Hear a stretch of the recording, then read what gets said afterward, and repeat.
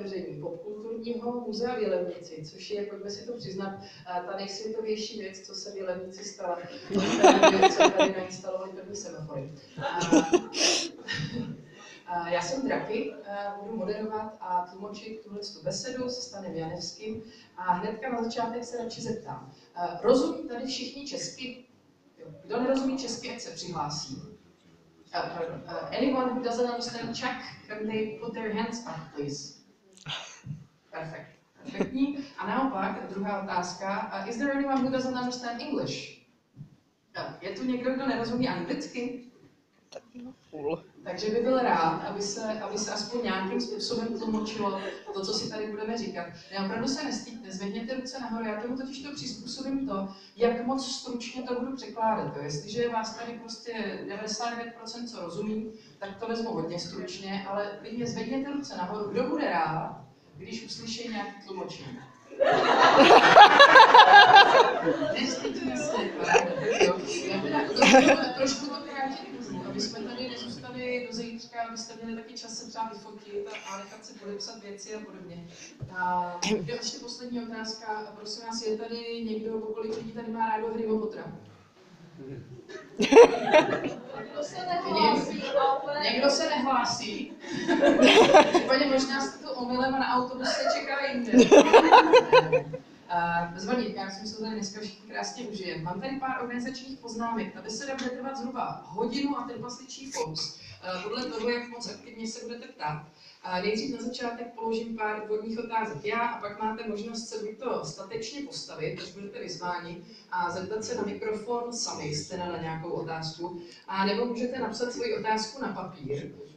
Máme tady slečnou asistentku zde. Tu si můžete přivolat usilovným máváním. Má k dispozici jak papír, tak tušky, tak tady ten český pohár 3 kouzelníků. Aspoň si myslím, že to vypadalo, kdyby se to dělalo u nás. A do něj pak můžete svoji otázku hodit a budeme z nich losovat, až na to přijde vhodná chvíle. Ptát se můžete prosím vás anglicky i česky, s tím překladem si nějak poradíme. A myslím, že to je asi všechno. Tímto je úvodní organizační neplecha ukončena.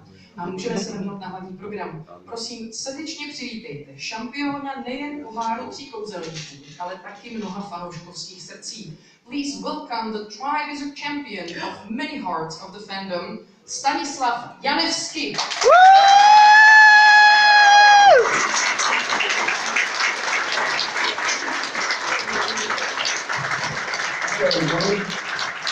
Thank you for this warm welcome, and I hope we have a wonderful day today.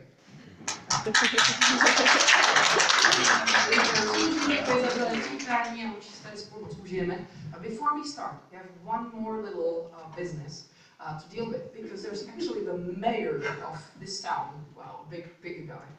It's a big city guy. Máme tady starostu Jilemnice, pana Davida Hlaváče, který by rád na zahájení řekl pár slov a předal nějaký malý dár. Pojďte za náma, Davide. Tak, já vám tady předám mikrofon, nebo vám ho podržím, co vy na to? Jak je líbu. Srdečně vás vítám u nás v Jilemnici. Je mi velkým potěšením a moc děkuju panu Mikáskovi a celému týmu za to, co tady provedli. Já se tomu ještě dostanu. Velice tady vítám pana, jak všichni znáte, pana Kruma, že jo? Jak jinak? Nějak transformovat. Anglickým jazykem. It's enough for me. Já tady už jsem to small gift for you. It's a book about our town and schnapps. Thanks for you. Oh! Thank you very much. Já jsem strašně moc rád, že tady v podstatě ta další světová událost v Jilemnici je. Ale nemyslím jenom naše semafory. Že v podstatě, já možná hlednostím, když jsem tady byl před asi rokem a půl a pan Mikáska mi to tady ukazoval, věřte, že to tady vypadalo trošku jinak. Byly tady úzké uličky ve vybydlené budově, které byly tak nějak různě poházeny krabicemi, z kterých vykukovaly různé artefakty, které jsou dneska lehce a myslím, že jenom z části přemístěny do vitrín nahoře. Takže To, že jste tady dneska, neznamená, že nemáte přijít i příště, protože příště si myslím, že tady bude zase něco jiného a něco dalšího a že to není o tom, že se něco bude schánět. Maximálně se bude hledat, kde to zrovna je založené, aby se to mohlo vybalit. Ale protože sám jsem několikrát už zažil takovéhle věci, tak vím, jak to chodí. O to víc si troufnu říct, že nejen tamhle myslím 2 klobouky, ale všechny klobouky, které jsou tady v budově, i ty, které nejsou, byste měli smeknout před tím, kam za tu dobu pan Mikáska a jeho kolegové prostě ten prostor dostali. To je v dnešní době opravdu velká srdcařina. Věřím tomu, že v podstatě to bylo skoro zadarmo, že to se, jak se tak někdy bývá, věci se dělají sami, nebo jak přijdou pánové z Jilemnice, že jo, sami a to. A skutečně velká poklona, teď ho nikde nevidím, já teď nevím, kde je schovaný.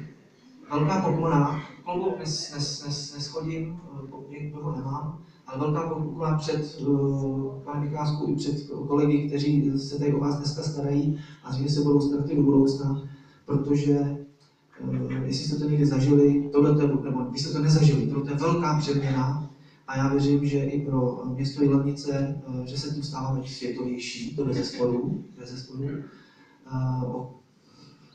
ten kousíček. Takže velice vám děkuju za to, že jste přijeli k nám, budu velmi rád, když se k nám budete vracet a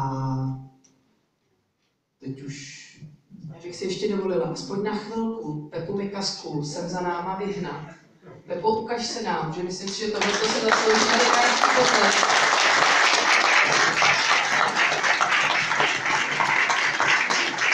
Tohle je ten člověk, už může nevědět ten zázrak.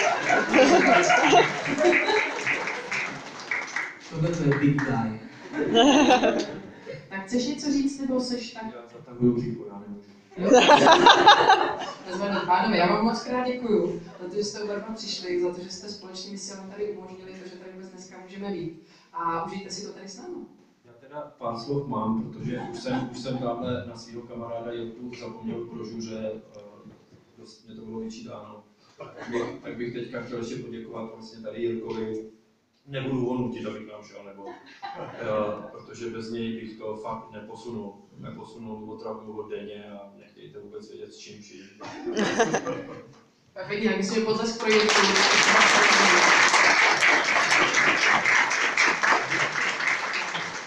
Děkuju, pánové, najděte si nějaké pěkné místo, ze kterého budete. And I will now try and translate. Basically, this building was rubbish, and it's a magic that we can be here. And yeah, this is the most awesome thing that ever happened in Jilemnici. Thank you for being a part of this, and I think that we can now go to the Q&A. All right, let's go. Or are you going to be drinking it now? We'll keep it safe. Keep it safe. Tak ptala jsem se, jestli si to chce odložit, nebo jestli to začne pít rovnou. Because there, there's a book about Jilemnic, and there's also a nice little schnapps, alcohol, to make the book funny. Okay, I was wondering. Okay. Yeah. Tak vysvětlila jsem, že dostal knize o Jilemnici, tak ještě alkohol, aby ta kniha byla Is zábavnější. this how you read all books, or this is just a one? Yeah, that's a typical Czech way how to read books. I like your way. From the first grade, give a little beer to kids and like them to read, start to teach them to read. Sounds quite interesting. Tak Stan se ptal, jestli tímhle tím způsobem čteme nás všechny knihy, tak jsem vysvětlovala, že samozřejmě od první třídy dávám dětem malý pivo a že takhle se učí číst, nicméně, že je to zajímavý způsob českého čtení. It's so nice to have you here. How do you like Jilemnice so far? I think it's very beautiful, and thank you very much for having me here. Obviously, this is a very new building as well, so a lot of new spirit, excitement, and thank you all for coming. I feel very honored to see so many of you. It feels really intimidating and nice. So yeah, I saw the mountains on the way in. It looks like a very nice, peaceful area. I was told some good stories about it. So yeah, very happy to be here. Tam jsem se Stana, já se mu zatím líbí Jilemnice, tak říkal, že tohle je očividně nová budova, tak nevím, jestli je to tak dobře namaskovaný, mně přijde, že úplně nová budova to není. Nicméně, že je mu velkou ctí, že tady s náma nám může být a pomoct nám zahájit její provoz, že je to na jednu stranu z toho má takový trošku jako respekt a strach, a na druhou stranu je to neuvěřitelně milý. Moc jsem tady byl výhled nahoře a přijde mi to tady jako krásný, klidný místo a každopádně je moc rád, že tady s námi může být. Well, but this is not your first time in Czech Republic, because actually you shot a movie in Prague, right? We did, yes. We shot Hostel 2. And I was based right off the square in Prague. And The square with the clock? yes, the square with the clock and the bridge and all of it. So I spent about 3 months in an apartment. Had a wonderful time. Oh, and what was your role in the movie? We have some kids here, yes, and it was a horror movie, so maybe not so much gruesome detail. But did you die a gruesome death in that movie? I got eaten alive. Wow. Which is not so gross. Imagine a very tasty steak. Yeah, I was honored actually. I got eaten by one of the biggest horror movie directors. By Eli Roth? No. I don't know, I forgot his name, but he's one of the biggest directors, and he was a guest in the movie. And Eli was super excited, and when he was telling me, oh, he's going to be, I need to be careful here, slicing a good steak from your foot, from your leg. And it was exciting times. So my role was a mislead. I had to throw off the audience so they wouldn't know whether I was a good guy or a part of the bad guys. Funny role. Yeah, and it was called Miroslav, is that right? Miroslav, yes. Yeah, that's so funny because you are Stanislav. Both of them are Czech names, kind of, By the way, do you know in Czech Republic how we would call you usually by your house name? You wouldn't be called Stanislav or Stan, but you would be Standa. That's a new one. I know I've been called Stas, Stani, Stan, Standa, Stasik, all sorts of.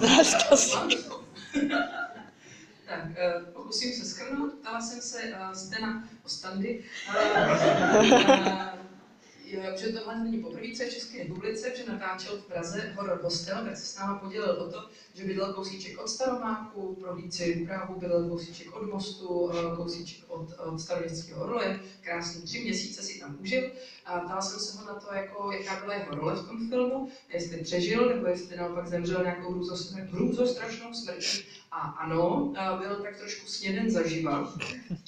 S tím, že přímo jeden ze slavných hororových režisérů, který tam hostoval, měl takovou menší roličku, tak si tam teda z něj takhle z jeho nohy řezal takový řízky. Nicméně bylo to prý moc zajímavý, takový vzrušující zážitek, být snědený zaživa. A pak jsem se ještě říkal, že ta role byla taková, že měla diváky trošku zavádět, že si nebyli jistí, jestli je jako hodnej nebo špatnej. A vzhledem k tomu, že ho nakonec snědli, tak byl asi teda hodnej. A pak jsem se ještě s ním podělila o to, že pokud že ta rola se jmenovala Miroslav, se jmenuje Stanislav, takže v Čechách bychom pravděpodobně říkali Standa nebo Standa Krum. Well, I hope that today's Czech experience won't be such a horror as was the Hostel 2. Well, there's a pretty obvious first question that I've got for you, like Harry Potter-wise. How were you chosen for the role? Like, did you have to go through many rounds of casting process, or there were thousands of Bulgarian boys?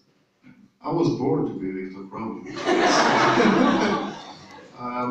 Yes, there were castings in 4 different countries, but I really was destined to be Viktora Kruma. It happened in London. I was at school, and they were scouting for different parts. I think they were scouting for all the new characters coming into the 4th movie, and I was a good boy, and I was, we were playing games during lunchtime on our laptops. Back in the day we had hubs and LAN cables, so we were playing Diablo 2, for those who are familiar. Very good game, and it carries you away and you lose sense of time. So I was late for afternoon registration, and to get out of trouble, not to, write the laws of school your next time. You have to have a good excuse. So we were running through the main hall with my boys, and we were coming up with an excuse, thinking what to write in the book so we can, get out of DF, detention. And this is when I bumped into the head of drama, who was with one of the casting agents. And she looked at me and she told him something, and then he turned to me and he said, "I will find you later." And I was like, hell no. So I was studying design technology, and we had a big project, so I went hiding, behind the furthest computer, just doing my work. And he came in furious. He found me, and he was like, "I've been looking all day for you." So he took me to the smallest room, and he said, "I'll make, you're about to become a big Hollywood star." And I just laughed. I was like, "What the hell are you on about, man?" And he said, "Yeah, there is this movie, da-da-da." Explained, and he said, "You need to come to the theater to do a casting." I had no idea what that was all about. I thought I was in trouble, so I was hiding. And I asked, "Can I go in my gym clothes?" Because I had sports after lessons, so gym. And he said yes, and this is how it started. You just came to a theater in your gym clothes and said, "Okay, that's our Viktor Kruma." Well, no, I bumped into the casting agent. Yeah. And then you just came in. Yeah. Oh, and she saw just the Viktor Kruma. Well, I guess she saw something, and then it was really Mike Newell who insisted on seeing me live. Because they had normal casting, normal castings. They had the 30 best Viktor Krumas, 20, 10, and they invited me to all of those meetings. I didn't go to any of them. I wasn't allowed out of school, so I didn't go to any of them, and they ended up sending a car from the studios to get me and my house mistress. So I was allowed out of school. I was becoming head of house, so very important, thing in school. So we went straight to Mike's office, and this is where I met Tolga Safar, who plays Cockroach 8, a special built role in the movies, and it was between me and him. He's one of my best friends in the world now. Between us two, and Mike, wanted to go a bit different to what the book had as a description of Viktor Kruma. He said, "I cannot have Viktor Kruma slim with the nose." And he said, "We need him a sexy, good-looking boy." That's how I ended up getting the role. Wow, that's a good story. Tak, já jsem se zeptala na jednu otázku, jak si ho vybrali, jestli absolvoval spoustu konkurzů s 1000 mladými Bulhary. A jste říkal, že ne, že on se prostě narodil proto, aby se stal Viktorem Krumem, že tehdy v reálu dělali konkurzy asi ve 4 zemích. On v té době chodil v Londýně do školy a do té školy přišli hledat mladý herce, protože tehdy potřebovali obsadit spoustu nových rolí. Oni přes polední přestávku hráli na počítačích nějaký Diablo nebo něco a trošku se do toho zakoukali, ztratili přehled o čase a tím pádem šli později na odpolední vyučování. A utíkali, aby vymýšleli, jakou výmluvu by použili. A přitom, jak utíkali, tak vrazili do vedoucí dramaťáku, která tam byla s vedoucí tu castingovou režisérkou. A ta se na něj podívala a říká, tebe já si potom najdu, když mě to ne. Tak se schoval někde za kompy a když ho tam našli, tak byli strašně naštvaní, říkali, tady celý den hledám a ty jsi prostě někde schovaný. Já s tebou dělám velkou hollywoodskou hvězdu. Mu slibovali, zahnali do takového jako nejmenšího kamerlíku, co tam byl, tak si chvilku říkal, co po mně pro boha jako tady budou chtít. A přijď do divadla, co tady si nevadí, když přijde ve svém oblečení na tělocvik, protože zrovna měl na sobě oblečení na tělocvik, tak řekli, že to nevadí. No a tam si ho prostě zkrátka nějak vybrali, tak jsem se ptala, jestli teda v tom divadle se to rozhodlo, tak nakonec prej ještě probíhaly další kola, aby opravdu jako vybírali, prostě teďka máme z 20 vybereme, ze 3 vybereme, a on na žádný z těch kol toho konkurzu jako nepřišel. Až nakonec pro něj poslali auto, narvali ho do toho auta i s ředitelkou, aby se nemohl vymlouvat na školu. A odvezli ho do kanceláře ředitele, kde byl zároveň s ním ještě Tolga Safar, který nakonec hrál Karkarova pomocníka a dneska jsou výborní kamarádi a mezi nimi se v podstatě vybíral. A režisér Mike vlastně měl takovou ideu, že by chtěl, aby ten Krum vypadal jinak, než je popsaný v knize, kde to měl jako hubený týpek s křivým nosem a že by si radši představoval, aby byl takový jako víc sexy, což myslím, že se docela povedlo.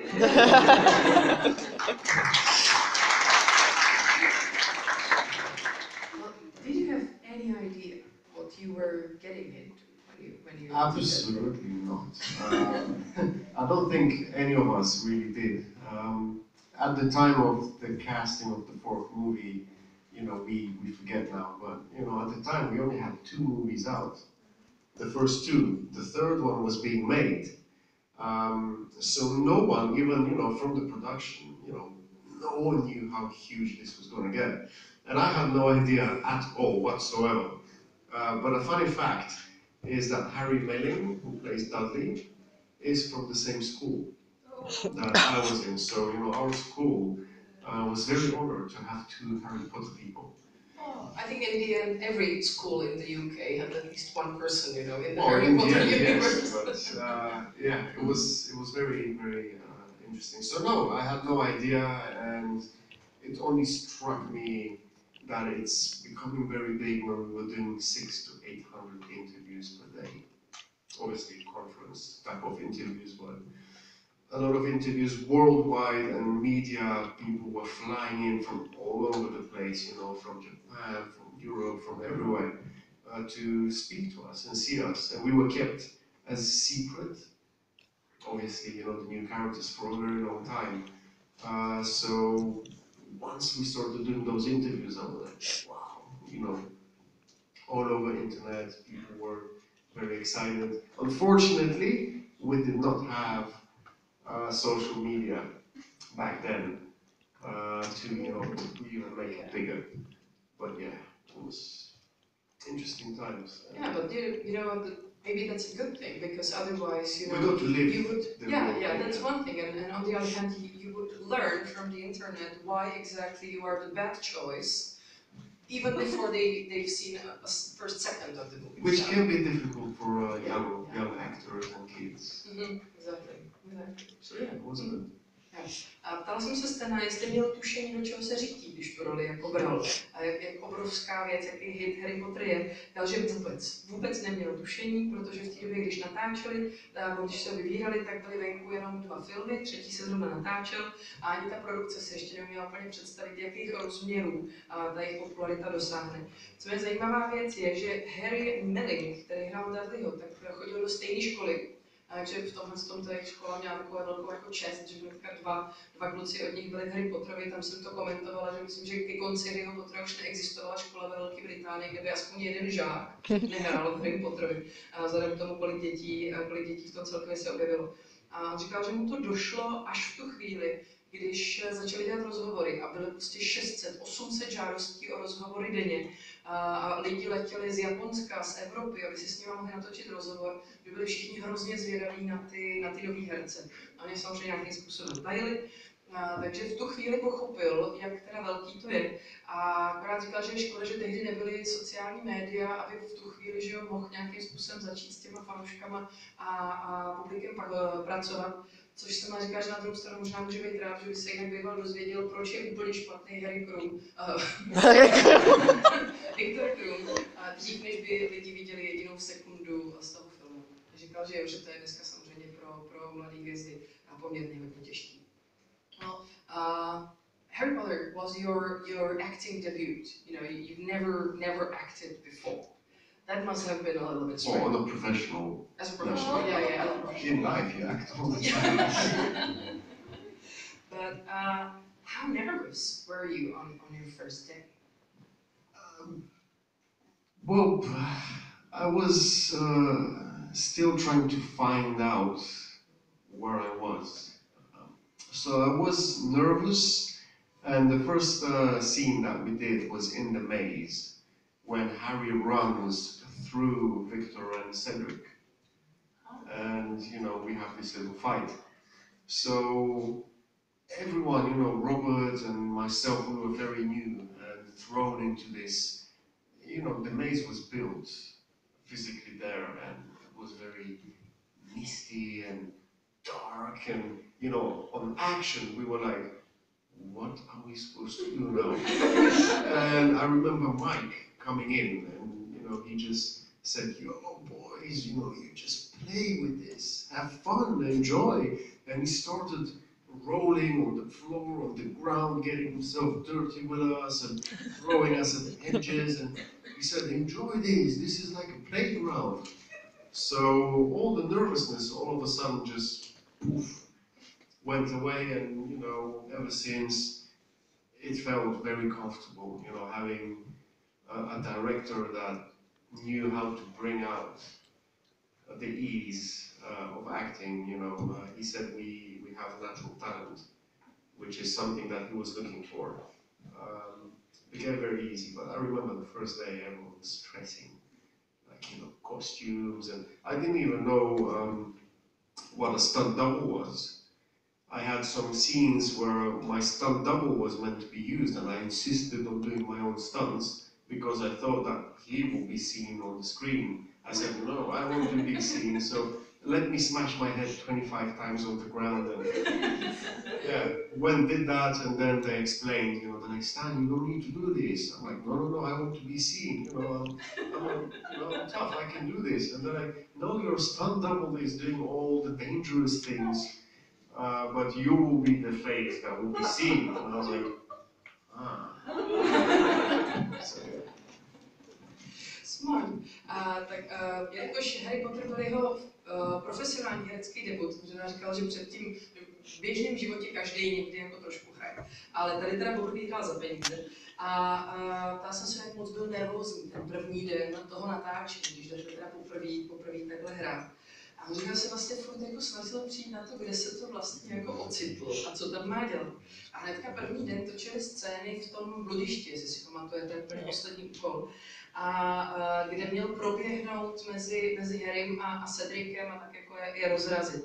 A měl se to tak jako malinka to porvat s tím, že jak on, tak Robert, který hrál Cedrica, tak byli noví, takže moc jako nevěděli.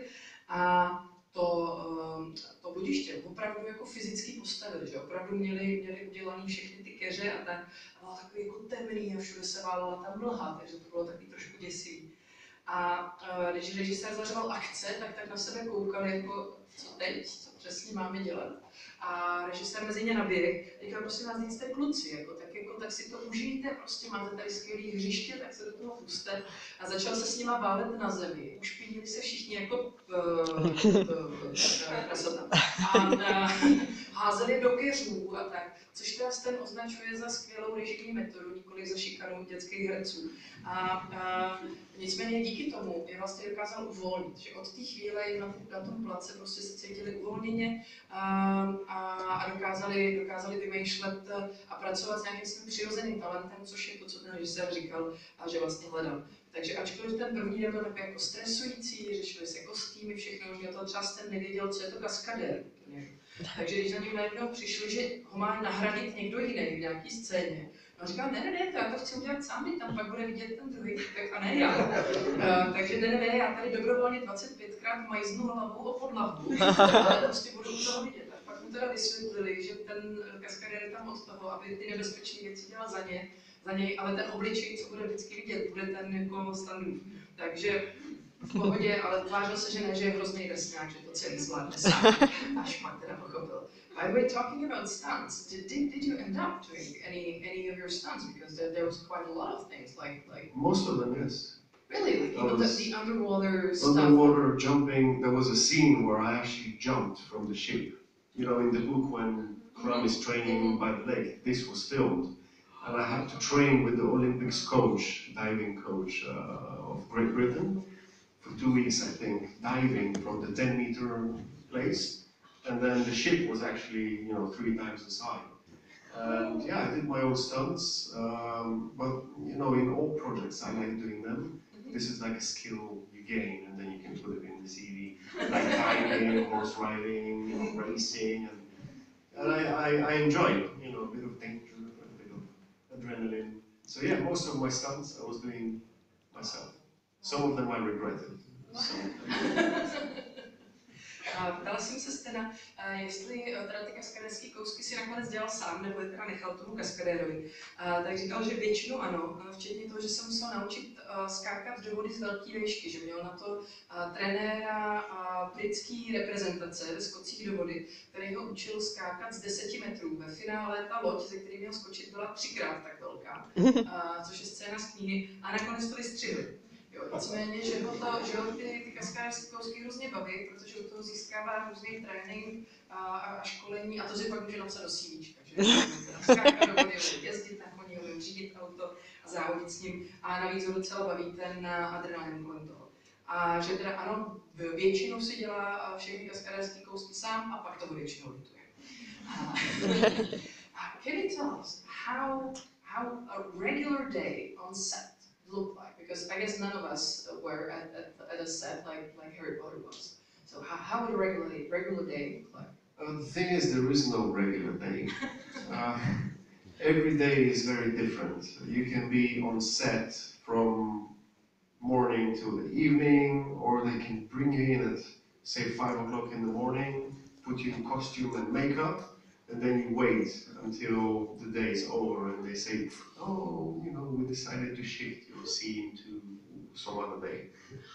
So it's very dynamic. You can be doing nothing for like 20 hours, or you can be non-stop on set, meaning, you know, chaos, like running and, you know, filming non-stop. Things can change in the middle of the day. You know, you have a schedule, that schedule can change. So yeah, there is no just regular day. A regular pro forma type of day would be pick up at 7, in the studios by maybe 8, hair and makeup, then you know, wait for whatever has to come, then it's lunchtime, back to set, and that's until the end. And how much would you film? Like you said that you had to bang your head 25 times, so would you repeat every scene like 25 times?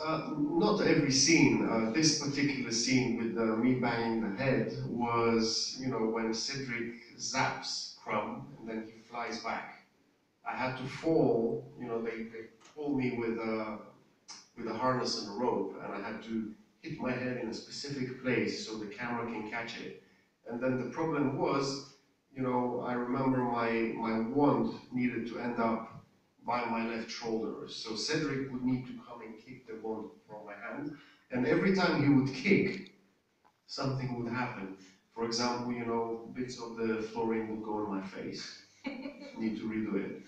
The wand will not fly properly off my hand, so redo it again. So this is why 25 times, yeah, I was like, probably had a few of these. I was feeling it. But yeah, usually, you know, you do 2 to 3 takes, depending on how many variations of, you know, each take the director wants. Sometimes you do 1 take, you know, this is when you're like a super pro. Ptala jsem se, jak vypadá takový obyčejný den na natáčení, že to si asi nikdo z nás nepředstaví, jak jako obrovská mašinérie to je. Já říkám, že obyčejný den na place není. Žádný den není obyčejný, každý je úplně jiný. Někdy si vás tam zavolají na 5. ráno a nalíčejí vás, udělají vám vlasy a musíte čekat až do konce dne, pak vám řeknou, ale my jsme to vlastně přesunuli na jindy, tak jim píší domů. A někdy je to absolutní chaos a točíte 20 hodin v kuse. Někdy prostě se všechno změní uprostřed dne, ale takový úplně obyčejný den, byl se to, že by ho 7 ráno vyzvedli, v 8 hodin nalíčili, učesali, což u mě asi netrvalo dlouho. A pak by se točilo do oběda, by byl oběd a pak by se jelo, dokud všichni neumřou. Ale já jsem se upala, jestli když teda natáčeli ty scény, jestli každou opakovali 25krát, jako říkal s tím bouchnutím se do hlavy, tak to říkal, že ne, že to byla zrovna docela složitá scéna, kde Cedric vlastně zakouzlí na Kruma a pošle ho k zemi a oni potřebovali, aby dopadnul na specifické místo, ještě tam byli daleko tažený takovým kaskadérským lanem. A a dopadnul a ještě hůlka mu dopadla k levému ramenu. Jo, a tam se to prostě, aby mohl se tady přijít a odkopnout. No a tam se to prostě vždycky nějakým způsobem podělalo, že buď to jak ní kopnul, tak mu skončila hlína na obličeji, muselo se to udělat znova, nebo prostě odletěla někam jinam, než měla. Takže tohle byla taková docela jako výjimka a po těch 25 už se mu taky docela motala hlava a už nebyl úplně fit. A nicméně obvykle se ty scény opakovaly tak 2x až 3x a když se jí povedlo být jako super profíci, tak to někdy stačilo jednou. And how much time you actually spent filming Harry Potter for? I did just over 11 months. 11 months? Yes, very unusual for a movie. Usually, well, now they try to make them in 2 weeks, but usually a movie takes anywhere between 2 and 3 months to film, and then you have like 6 months post-production and all that. But Harry Potter was different because there were so many regulations they needed to take into account, like the kids, they needed, some of them had a specific time slot they could be used. For example, 3 hours per day filming. They had to have tuition, they had to have, certain things by law. So this is why it took so long. Well, it was great, 11 months higher than Harry Potter.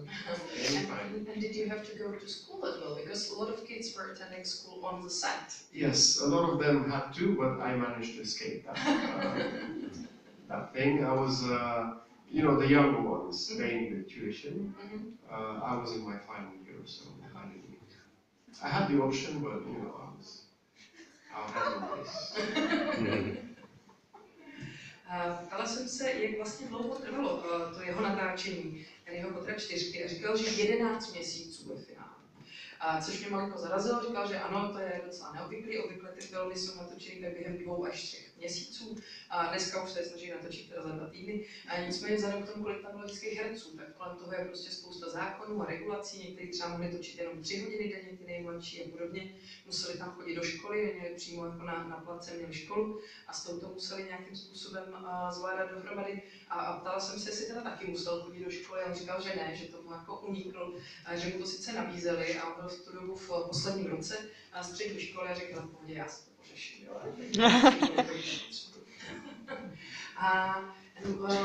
What was the welcome of the old cast? Because there was a lot of newcomers in the 4th movie. How did they welcome you? Did they give you any good advice, or were they trying to prank you, or? Well, they were very, very hungry for fresh blood. And with the 4th movie, there was so many new characters that were entering the Harry Potter world. Everyone was super excited, and we were very excited to meet everybody too.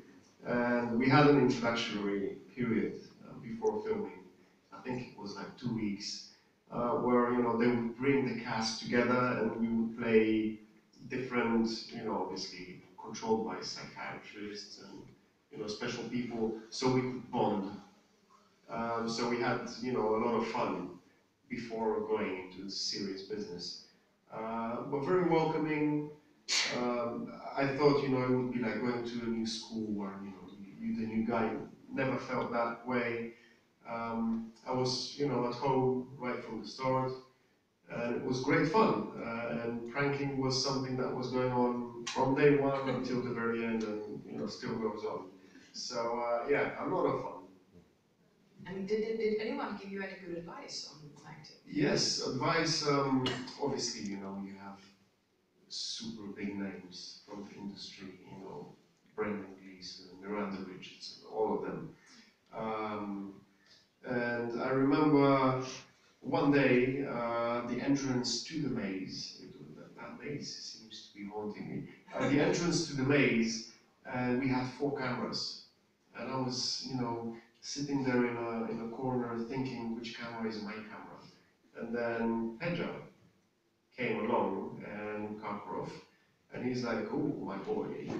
He was like Abi's son with his, remember his nail, and he was always like, oh. So he was like, oh, my son, what is up? And I told him, there's 4 cameras, I'm wondering which one is mine, so I can concentrate more. And he gave me probably the best advice, and he said, what's your job? And I was like, well, to act, to be Viktora Kruma. He said, good. what's the cameraman's job? And I said, to capture the scene. What's the voice people's, the sound department's job? And I was like, to capture the sound. So he said, why do you worry about what the cameraman has to do? And he said, just ignore them. You do your job, it's their job to capture. Sound, vision.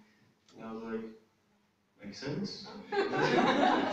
And this was the moment where I had a lot of weight from my shoulders taken off.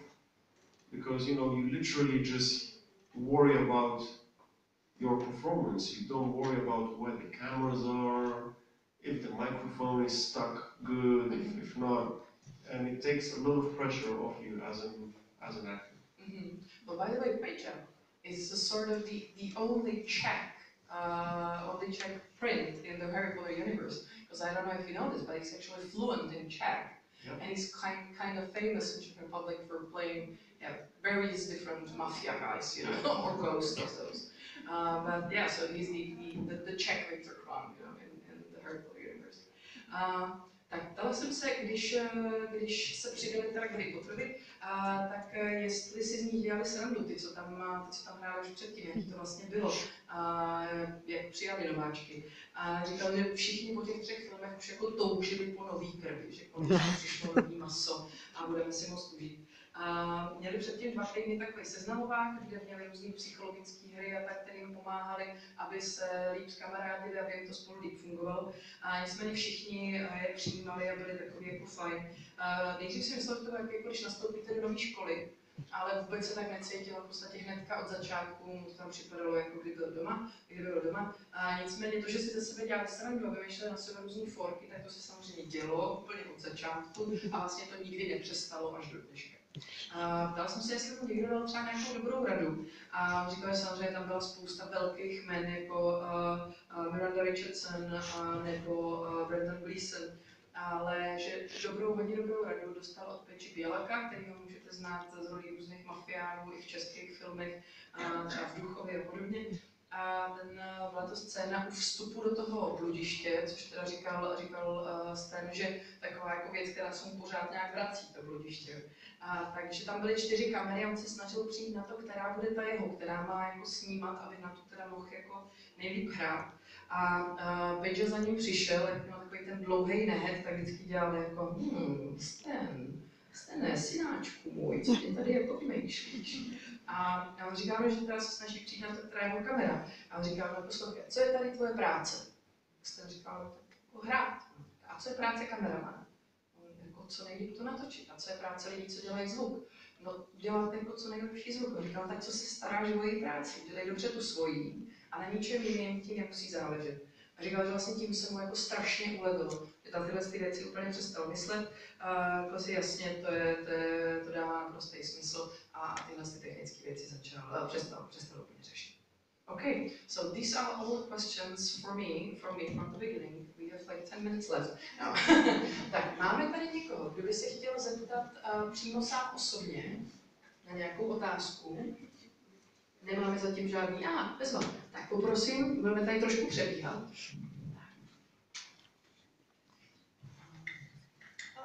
Did you meet J.K. Rowling personally? Yes, we met her a few times, and the first time was when we had the read-through.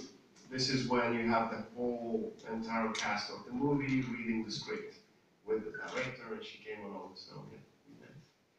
And how was she?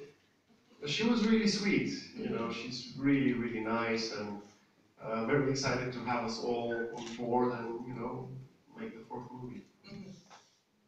Tak, otázka byla, jestli měl šanci potkat se s J.K. Rowlingovou, který říkal, že ano, že na čtení zkoušce, což je něco, co se dělá před natáčením, tam sedí všichni herci a čtou nahlas ten scénář.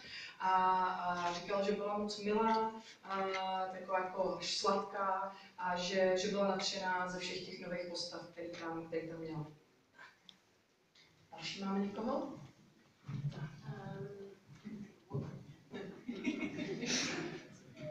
Were there any scenes that got cut out from the movie and you regretted them actually not being part of the movie?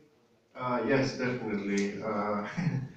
in Deathly Hallows Part 1, we did film, and I did come back, and we filmed an entire new, well, David Yates was directing it, and when I came back, I think they kept it, you know, quiet to the cast. So when I came back, everyone was super excited, and I remember Emma. You know, I saw Emma, I was like, oh, remind me, Emma. And you know, we have a very nice connection, and David saw that connection. And you know the story, they're having this thing with Ron, but Viktor Kruma comes back. So David was like, let's make something interesting. So Viktor Kruma actually comes back and takes Hermione from Ron, and we had a new dance. It was like reliving the Your Wall scene, and we were dancing along the Love Goods. You know, Luna is dancing with her dad, and we were together and had a great time. And then I remember waiting for the scene to appear in the cinema, and I had a bunch of friends, and I was like, yeah, this is it, it's coming up, and then boom, it never came up. So I was like,